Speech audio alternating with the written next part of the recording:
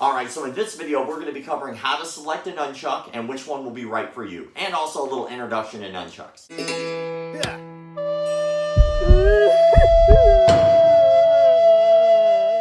Let's get right down to it.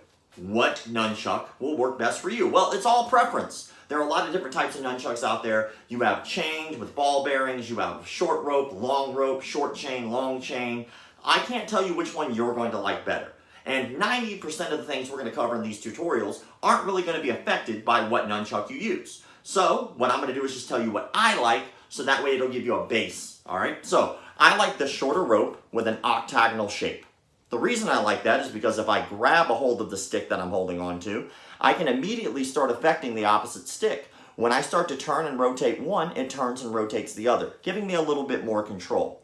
With a longer rope or even a ball bearing chain, I don't really get that same control. As I move one, if you look at the rope, it just kind of starts to bind, and then eventually it'll start to rotate the other side. But that's not really giving me a lot of control. It doesn't really give me that control until, look, the rope has become much shorter. With a ball bearing chained nunchuck, you're not going to get that at all. It's just going to continually spin without ever giving you the true control of the other side. Now, of course, that's a preference. If you like the other one, that's fine. You can use that. And like I said, it's not going to affect you very much in the tutorials we're going to do. Now, the other thing was the handle shape. The octagonal shape, which is what we're working with here, or the round shape. Now, a lot of round nunchucks, what they'll do is they'll taper and they'll become a lot bigger at the bottom and they'll be a lot thinner at the top, kind of giving you a little bit of a grip. I like to think that my hand is already naturally making an octagonal shape. Ha, gotcha. It's already making that shape. So when it fits into my hand, you can see my hand just kind of naturally wraps around it, kind of letting the grooves run into my knuckle. And I like that. It gives me a little bit better of a grip. I don't have to worry about as much. You still have to worry about it, that thing flying out of my hand. So to kind of close, whether you're using a longer, more traditional type nunchuck, or if you're using something like a Pro Chuck, which is what I'm using now, or a Speed Chuck or whatever, it doesn't really matter. It's all about having fun and enjoying the weapon.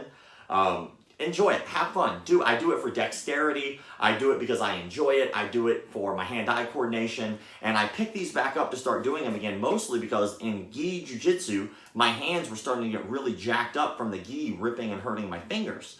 So what I did is I started picking these up again, and it allowed dexterity to start coming back to my fingers and lets me stretch them out a little bit. So would I ever use this as a self-defense tool? Probably not, because it's like the most impractical weapon ever.